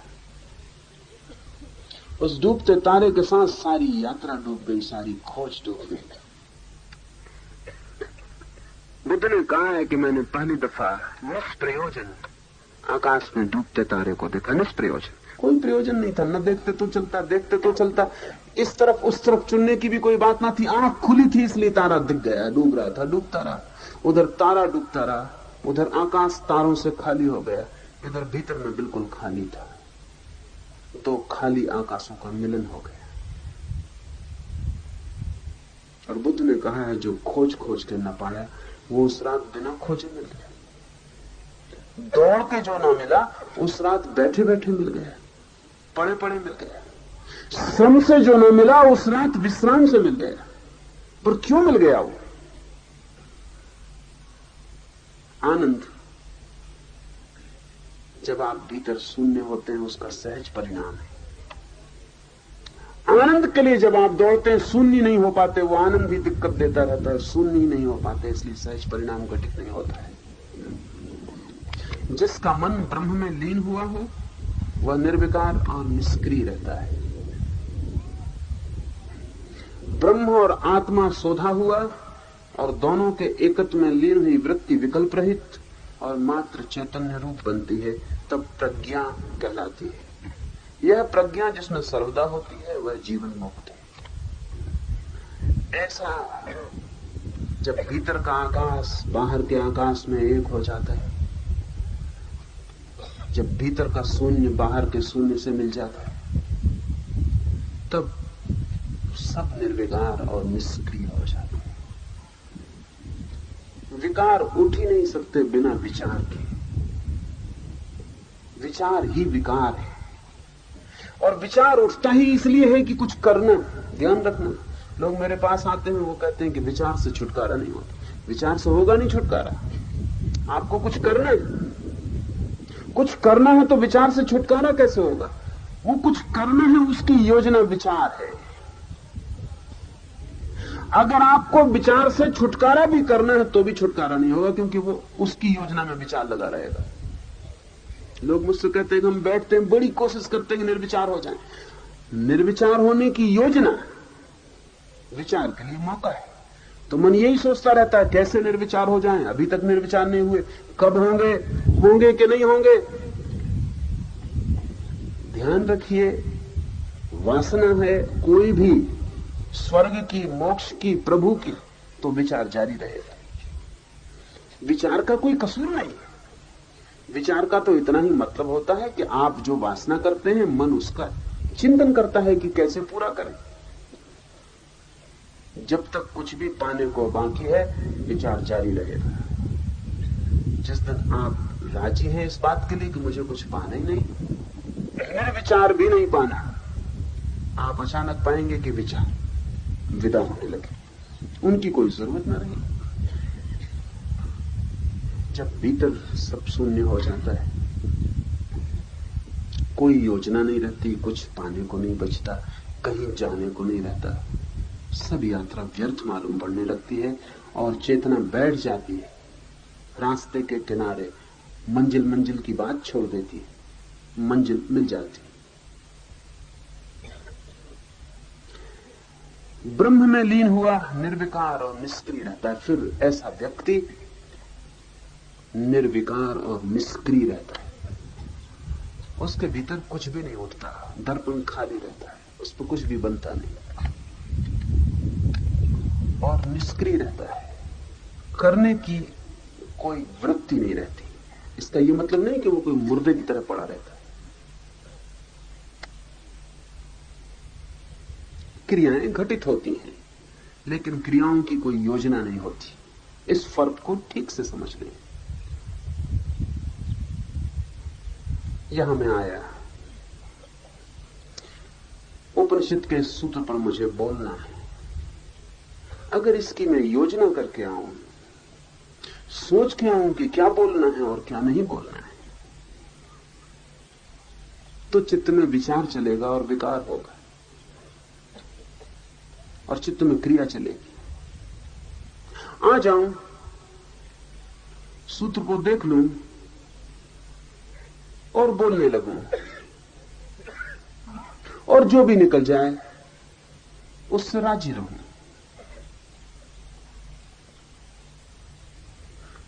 तो ये क्रिया नहीं है। फिर बोल के चला जाऊं, फिर रास्ते में यह ख्याल आया कि जो बोला वो ठीक नहीं था, अच्छा होता कि ये बोल देता या वो बोल देता है, अच्छा होता कि ये छोड़ देता, तो विकार है। बोल के चला जाऊं और जैसे बोलना बंद हो जाए, भीतर उस बोलने के संबंध में कुछ और न रह जाए, कोई धारा न चले, तो निर्विकार है।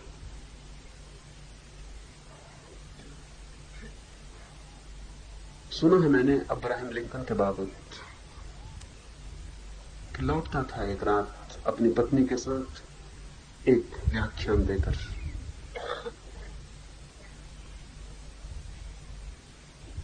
घर लौटा तो बच्चों ने लिंकन को पूछा कि व्याख्यान कैसा रहा। तो लिंकन ने कहा, कौन सा व्याख्यान? जो देने के पहले मैंने तैयार किया वो, या जो मैंने दिया वो, या देने के बाद जो मैंने सोचा कि देना चाहिए था वो। कौन सा व्याख्यान? 3 दे चुका हूं। एक तो जाने के पहले जो दे रहा था अपने मन ही मन में, और फिर एक वस्तुतः जो दिया, और फिर एक जो पीछे पछताता रहा और सोचता रहा कि ये कहना था और ये कहना था और ये छोड़ दिया। तो ये व्याख्यान क्रिया हो गई। व्याख्यान में क्रिया नहीं है, उसकी आयोजना में है। तो अगर चित्त तय करता है पहले से, चित्त लौट के विचार करता है, तो विकार है। क्रिया अगर घटित होती है, न तो पूर्व आयोजित होती है और न पश्चात चिंतन होता है, तो निष्क्रिय से निकलती है क्रिया। क्रिया तो जारी रहेगी। बुद्ध हो गए फिर भी जारी रहेगी, लेकिन फर्क पड़ गया। कृष्ण हो गए फिर भी जारी रहेगी, लेकिन फर्क पड़ गया।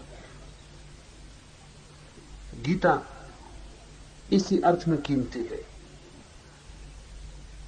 कि गीता में जो भी कृष्ण ने कहा है वो एकदम सहज है। युद्ध के मैदान पर कोई व्याख्यान की तैयारी करके जाता भी नहीं, सोचा भी नहीं होगा।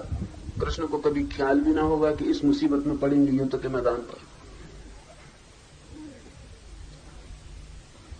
कल्पना में भी नहीं हो सकता, कोई योजना नहीं हो सकती।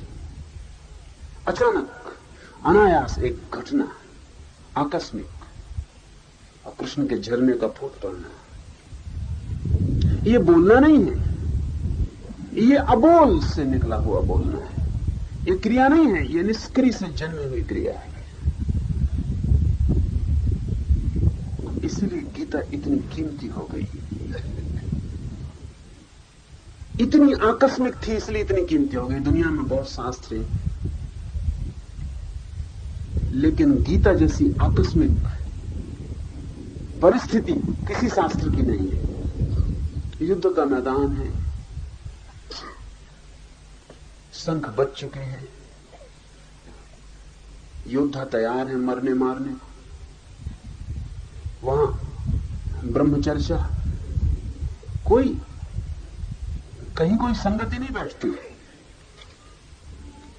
गीता किसी आश्रम में, किसी गुरुकुल में दी गई होती, समझ में आती थी। चूंकि इतनी सहज है, इसलिए इतनी गहरी भारतीय मन में उतर गई। निष्क्रिय से निकली है, बिना आयोजना के निकली। इसलिए हमने उसे भगवत गीता कहा है।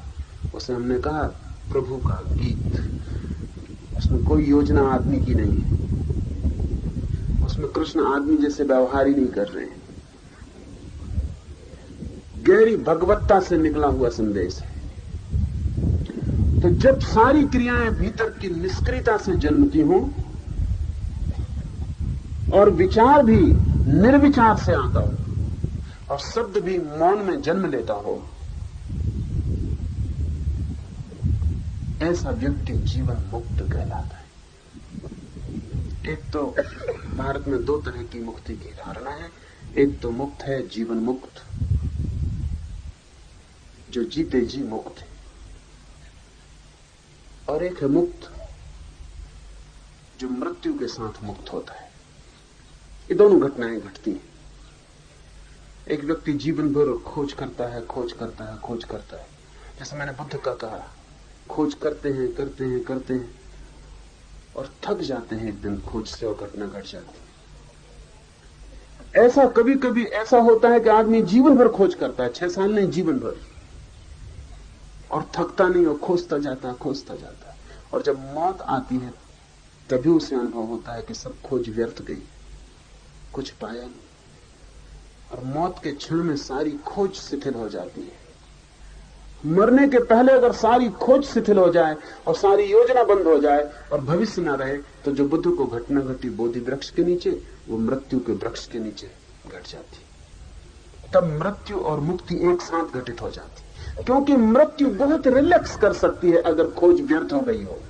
अगर आपको यह अनुभव आ गया हो पक्का कि सब खोजना बेकार है, कहीं कुछ मिला नहीं, न संसार में कुछ पाया, न साधना में कुछ पाया, कुछ भी नहीं पाया, अगर ये बिल्कुल साफ हो जाए और मन में कोई मन न रह जाए आगे के लिए कि अब आगे भी जीवन चाहिए कुछ पाने को, यह भी भाव न रह जाए कि अभी न मरूं, 2 दिन बच जाऊं तो कुछ कर लूं, मौत आती राजी हो जाए। अगर सब व्यर्थ हो गया तो आदमी मौत के लिए राजी हो जाता है। जैसे बुद्ध उस सांझ सो गए, सुबह क्या करेंगे ये भी सवाल न रहा।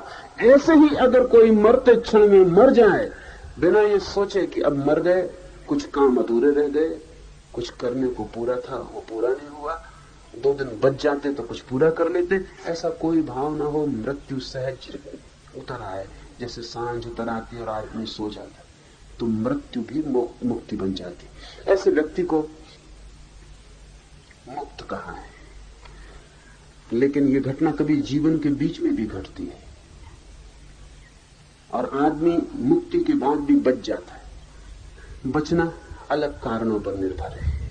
जब आप पैदा होते हैं तो शरीर एक सीमित जीवन लेके पैदा होता है।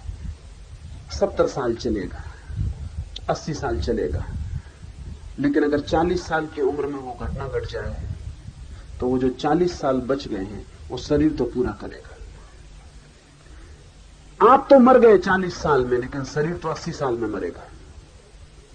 आप तो खत्म हो गए 40 साल में, लेकिन शरीर 40 साल और चलेगा। वो उसकी अपनी योजना है, उसके अपने अणुओं का अपना व्यवस्था है। वो जन्म के साथ 80 साल चलने की क्षमता लेके पैदा हुआ, वो 80 साल चलेगा। तो बुद्ध मर गए, महावीर मर गए 40 साल में, और 40 साल शरीर और चला।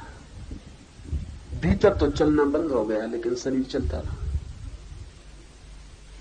ऐसे जैसे कि आपके हाथ पर घड़ी बंधी है, आपने उसमें चाबी भर दी, वो 7 दिन चलने वाली, और आप जंगल में भटक गए और गिर गए और मर गए। आप मर गए और घड़ी चलती रही, तो घड़ी में 7 दिन की चाबी थी। आपके मरने से कोई फर्क नहीं पड़ता, घड़ी चलती रही और टिक टिक करती रही। आपका शरीर तो एक यंत्र है। आप अगर परम ज्ञान को उपलब्ध हो जाएं तो आज ही मर गए, लेकिन शरीर टिक टिक करता रहेगा। 40 साल तक वो जो शरीर टिक टिक करता रहेगा, और भीतर की चेतना ऐसे हो गई जैसे नहीं। ऐसी अवस्था को जीवन मुक्त कहा है। ब्रह्म और आत्मा सोधा हुआ और दोनों के एकत्व में लीन हुई वृत्ति विकल्प रहित और मात्र चैतन्य रूप बनती है, तब प्रज्ञा कहलाती है। जब बुद्धि किसी और के संबंध में नहीं सोचती, सोचती ही नहीं, असोच हो जाती है। जब विचार गिर जाते और केवल विचारना की शक्ति भीतर रह जाती है, जब बुद्धि किसी विषय के साथ नहीं जुड़ती, शुद्ध, जैसे कि कोई दिया जल रहा हो और दिए से कोई चीज प्रकाशित ना होती हो, बस अकेला शून्य में दिया जल रहा हो, ऐसी जब चेतना हो जाती तो उसके लिए भारतीय शब्द है प्रज्ञा। तब आप वास्तविक ज्ञान की ज्योति को उपलब्ध हुए, और जिसमें ऐसी प्रज्ञा सदा जलती रहती है वो जीवन मुक्त है। देह तथा इंद्रियों पर जिसको अहम भाव न हो और इनके सिवाय अन्य पदार्थों पर यह मेरा है ऐसा भाव न हो, वह जीवन मुक्त कहलाता है। ये भाव तो गिर ही जाएंगे, मेरा, मैं, ये तो कब के गिर गए। अहंकार के गिरने के साथ ही तो ज्ञान हुआ। अब उसे कुछ मेरा, कुछ मैं से जुड़ा हुआ नहीं मालूम होता।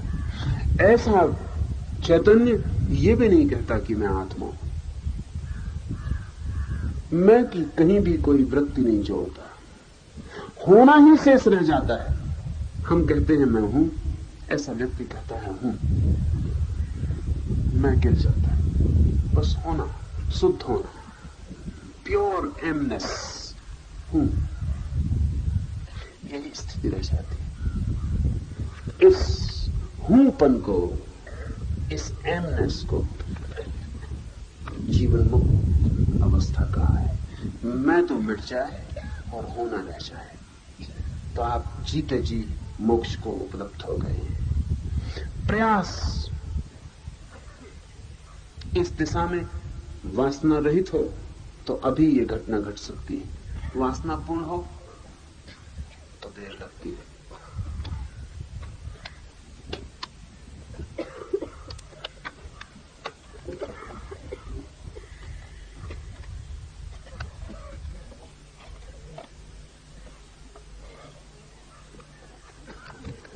when desires do not arise, even in the face of the objects of enjoyment, know it as the state of vairagya, non-attachment, desirelessness. And when the ego ceases to arise, know it as the highest state of knowledge. Definitions about certain states of inner search, in search, they are helpful. Because when you enter in yourself, you are alone. You will need certain definitions, certain criterions, so that you can feel inside what is happening, where you are. In the in-search, one is always alone. One needs certain criterions to feel where he is. And the inner world is uncharted. No map exists which can be given to you. And even if some maps exist, they don't belong to you. They cannot be applicable to you. Buddha says something that is about his own inner journey that may not be your route at all. Really, that cannot be your route. Every individual enters into the inner world differently, uniquely. Because every individual stands on a certain spot where no one else stands. Every individual is unique. Buddha stands somewhere. You cannot stand on that spot. He starts his journey from there. Every journey starts from where you are. So we have different routes to move in. No map can be helpful. So this sutra is not going to give you a certain map. No, just certain liquid definitions. You can feel your own path. And certain happenings inside, so that you know where you are moving, whether you are moving or not, whether you are nearing your goal or not. The first definition of vairagya, because that is the entrance. Unless you are non-attached to the world, you cannot enter inwards. Your back must be towards the world. Only then your face is towards the inner center. So vairagya is the door, non-attachment to the world. What is the definition? You can force yourself to be non-attached. You can force yourself for the about turn. You can face the inner world forcibly. You can stand with your back to the world. But just back to the world is not enough. Your mind may be still moving in the world. It is not very difficult to go away, to leave, to renounce. It is not very difficult. You can escape to the Himalayas. The world is left far behind, but your mind will still be moving in the world. Non-attachment vairagya means when desires do not arise even in the face of the objects of enjoyment, you can close your eyes. You don't see anything. That is not vairagya, because with closed eyes you can continue desiring. Really, with closed eyes, desires become stronger. With closed eyes, world is more charming than with open eyes. Really, if your eyes are open, sooner or later, the world loses its charm. The more you penetrate in it, the more you know it and see it, the attraction disappears. The attraction is in ignorance. With closed eyes, it is more there.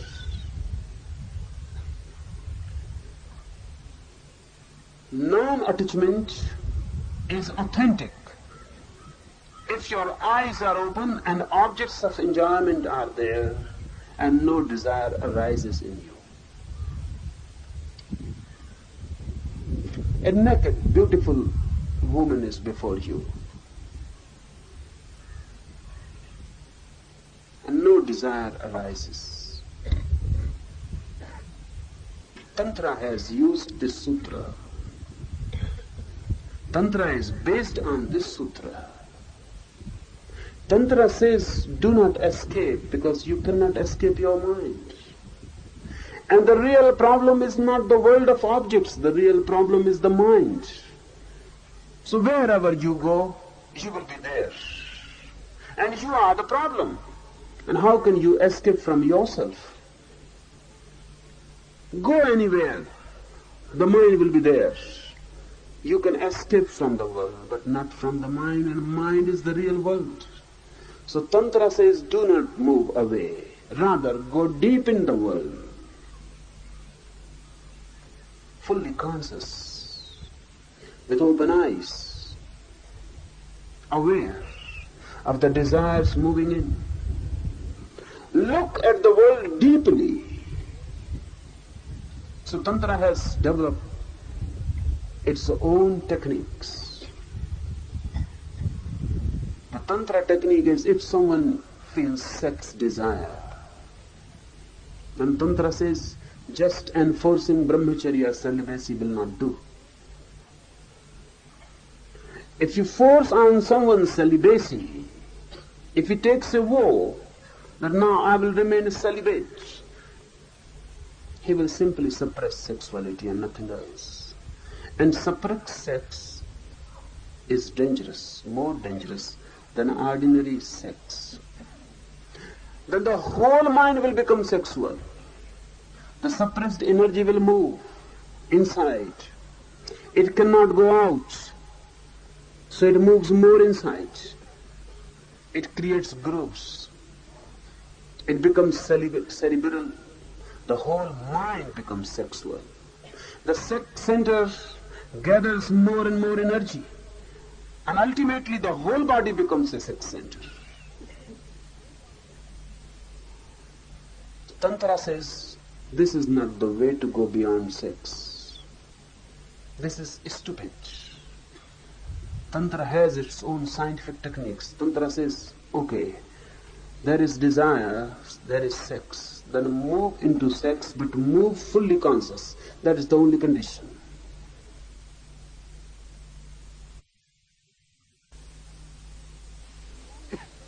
If you want to touch a beautiful body, touch.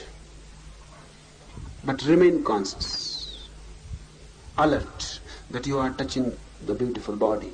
And then when you are touching, analyze your touch. What is happening? Observe your touch.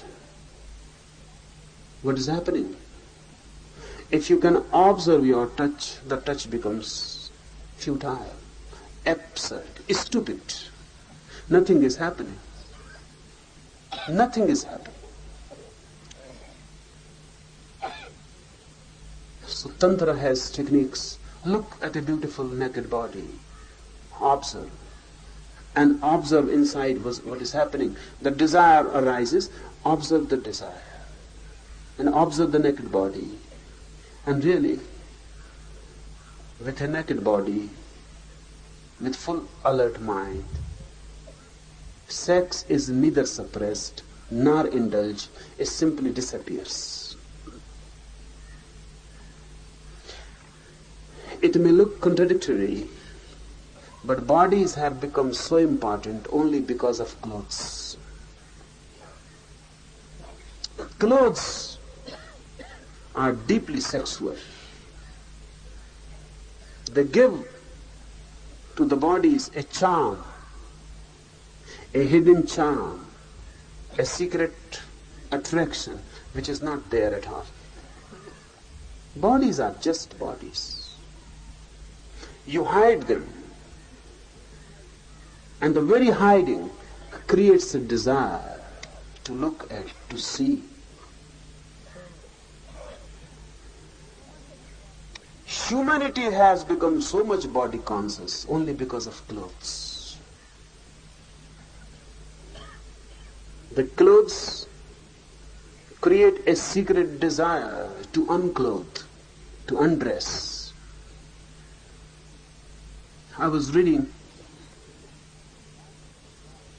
Oscar Wilde's memoirs. He was a very sexual man, indulging rather too much. His whole life was just after women. He notes in his diary that one woman will not do. I want to enjoy all the women of all the worlds, not only of this world, not only of this age. Unless I enjoy all the women of all the worlds, of all the ages, I cannot be satisfied. Really, this is how mind is. Not only Oscar Wilde's, yours also. And the same is applicable to women's mind also. They also want to enjoy, not this man, but man as such. All men. But Oscar Wilde relates a very strange incident.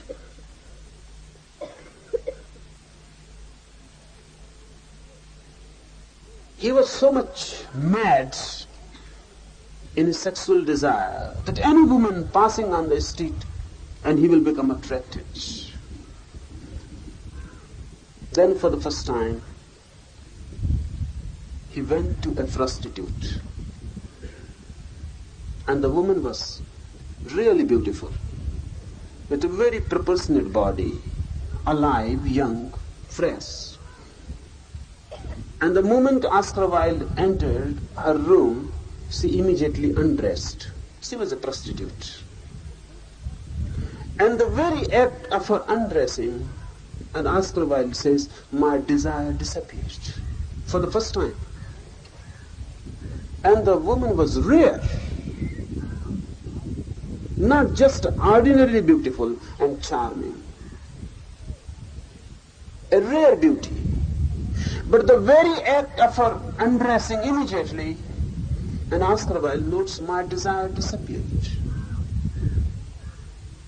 Seeing her body naked, there was nothing hidden, and the attraction dissolved. Not only that, he couldn't love the woman. The erection will not come. He tried and tried, and the more he tried, he began to perspire.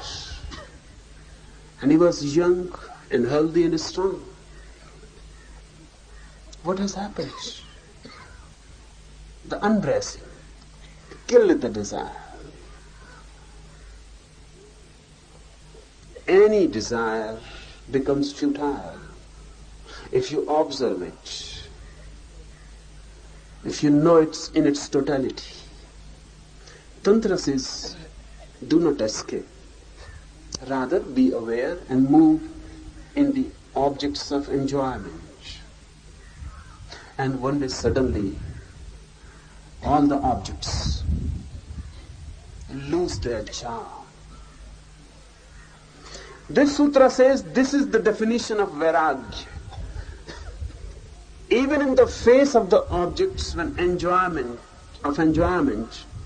when desire do not arise, No, this is the state of Vairagya. Non-attachment, and when the ego ceases to arise, know it as the highest state of knowledge. This is the criterion for knowledge, wisdom, when there is no ego, when ego doesn't arise. Ego can arise in any situation. The ego is very subtle and the ways are very mysterious. By anything, ego can feed itself. You meditate, and through your meditation your ego can be strengthened. I am a meditator. And the whole point is lost. The whole meditation is lost. I am a religious man. I go to the church every Sunday. Never miss. The ego has arisen. It has taken a religious shape, but the shape doesn't matter. I fast, or I take a certain food, I do this or that, any ritual, I do yoga, whatsoever. If you feel that your eye is strengthened, no, you are not on the path of knowing. You are falling down into ignorance. Go on observing whatsoever you are doing.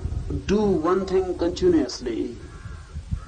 Go on observing whether your ego is strengthened by it.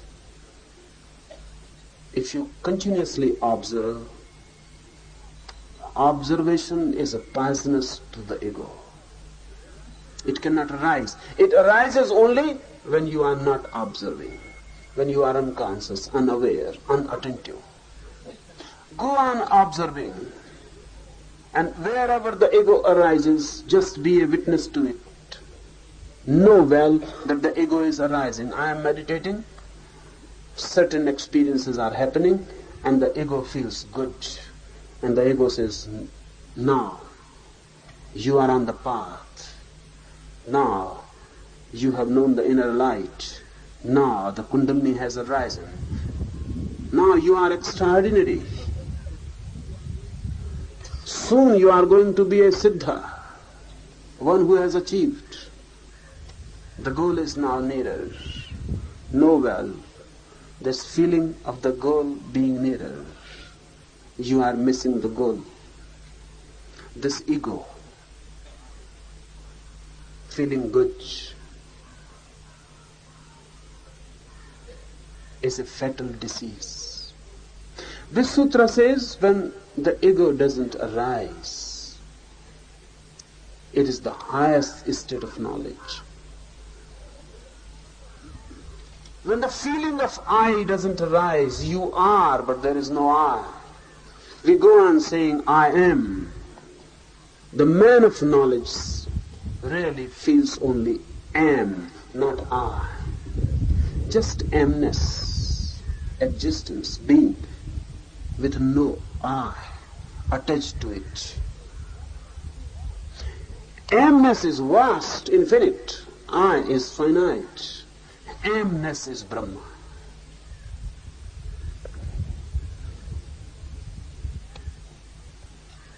When there is no I, when there is only simple amness, when the I is dead, this state is known as the state of a Jivan Mukta, one who has achieved freedom in life,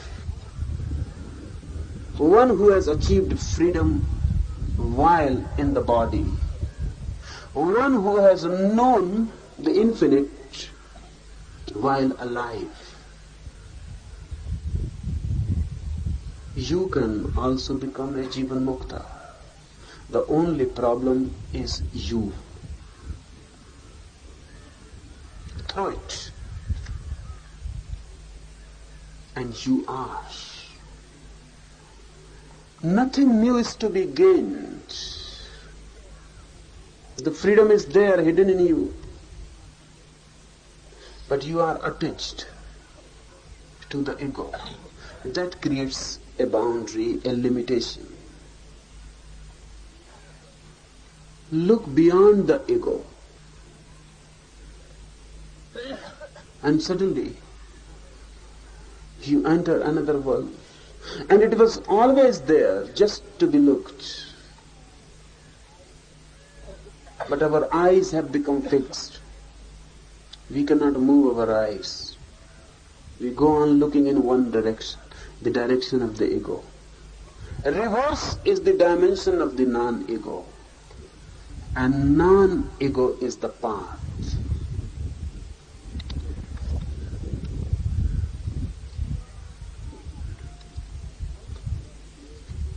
One who has no egoistic feeling in respect of his body and the senses, and besides has ceased to think in terms of me and mine in respect to other objects, is called Jivan Mukta. Egolessness is Jivan Mukti. Egolessness is a great death. When you die, only your body dies. When you attain mukti, freedom, your mind dies. In the old scriptures, the master, the guru, is known also as death. Acharyo Mrityu. The teacher is death, great death. He is, because through him your ego dies. He kills you in a way, he is death, in a way, eternal life. Because when the ego is no more, for the first time, you are. Die to be reborn. Jesus says that whosoever loses himself attains, and whosoever clings to himself loses. Now be ready to lose yourself in the meditation so that you attain.